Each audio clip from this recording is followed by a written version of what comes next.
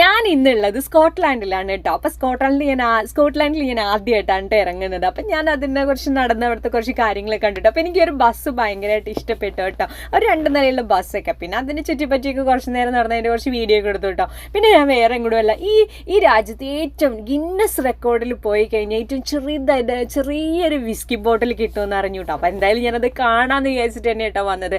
അപ്പോൾ ആ വിസ്കി ഷോപ്പിൻ്റെ ഫ്രണ്ടിൽ കയറുന്നിടത്തിൽ കുറേ മാഗ്നറ്റ് വെച്ചിട്ടുണ്ട്. ആ രാജ്യത്തിൻ്റെ പിക്ചേഴ്സ് എല്ലാം ഉൾക്കൊള്ളിച്ചുകൊണ്ട് എല്ലാ രാജ്യത്തിൽ ചെല്ലുമ്പോഴും ഇങ്ങനെ മാഗ്നറ്റ് കാണാം കേട്ടോ. എല്ലാവരും ഇങ്ങനെ കളക്ട് ചെയ്യുന്നത് കാണാം. ഞാൻ കളക്ട് ചെയ്യാൻ പോകാറില്ല കേട്ടോ. സത്യം പറഞ്ഞാൽ എനിക്ക് അത്ര വലിയ താല്പര്യമൊന്നുമില്ല. ഇനി ഇങ്ങനത്തെ മാഗ്നറ്റ് വേണ്ടവർ ആരെങ്കിലും ഒക്കെ ഉണ്ടെച്ചെങ്കിൽ എനിക്ക് കമൻ്റ് ആയിട്ട് ഇടണം കേട്ടോ. എന്നെ കൊണ്ട് പറ്റുന്നതാണെന്ന് വെച്ചാൽ ഞാൻ കളക്ട് ചെയ്യാം. പിന്നെ നാട്ടിൽ വരുമ്പോൾ ഞാൻ അയച്ചു തരിക എന്താ വെച്ചാൽ ചെയ്യാം. അപ്പം ഞാൻ പറഞ്ഞ ഗിന്നസ് റെക്കോർഡ് ബുക്കിൽ കയറിയിട്ടുള്ള ലോകത്തെ ഏറ്റവും ചെറിയ വിസ്കി ബോട്ടിലാട്ടോ ഈ കാണുന്നത്. The smallest bottle of whisky in the world എന്നാണ് കേട്ടോ ഇത് അറിയപ്പെടുന്നത്. അപ്പോൾ ഇത് മേടിക്കാൻ ഒത്തിരി ആളുകളുണ്ട് കേട്ടോ. അപ്പോൾ സത്യം പറഞ്ഞാൽ ഇത് കഴിക്കാൻ വേണ്ടിയിട്ടുള്ള കേട്ടോ ആളുകൾ മേടിക്കുന്നത്. ഒരു നമ്മൾ ഷോക്കേസിലേക്ക് വെക്കുക, അങ്ങനെ നിരത്തിയൊക്കെ വെക്കുമ്പോൾ ഒരു 10-20 ബോട്ടിൽ നിരത്തി വെച്ചാലുള്ള ഭംഗി ഉണ്ടായിരിക്കില്ലേ നമ്മുടെ ഷോക്കേസിലേക്ക്. അപ്പോൾ അങ്ങനെ ഒത്തിരി ആളുകൾ മേടിച്ചുകൊണ്ട് പോകുന്നുണ്ട് കേട്ടോ.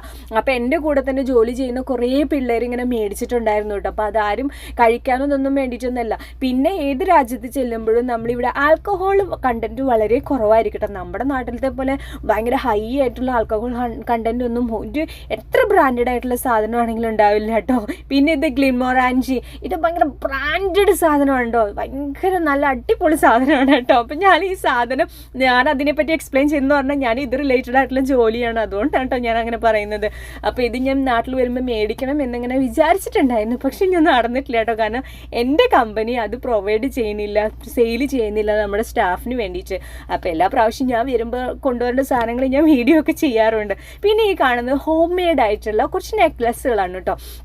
ഹോം മെയ്ഡ് എന്ന് പറഞ്ഞാൽ ഇത് എങ്ങനെയെന്ന് അറിയോ, ഇത് കടലിൽ നിന്ന് കിട്ടുന്ന കല്ലുകളും അങ്ങനത്തെ കുറച്ച് സാധനങ്ങൾ എക്യുപ്മെൻറ്റ്സ് എല്ലാം കൂടെ വെച്ചിട്ടാണ് കേട്ടോ ഈ ഒരു മാലയൊക്കെ ഇവർ ഡിസൈൻ ചെയ്യുന്നത്. അത് കൈ വെച്ചിട്ടാണ് അവർ ഡിസൈൻ ചെയ്യുന്നതാണെന്ന് കേട്ടോ പറയുന്നത്.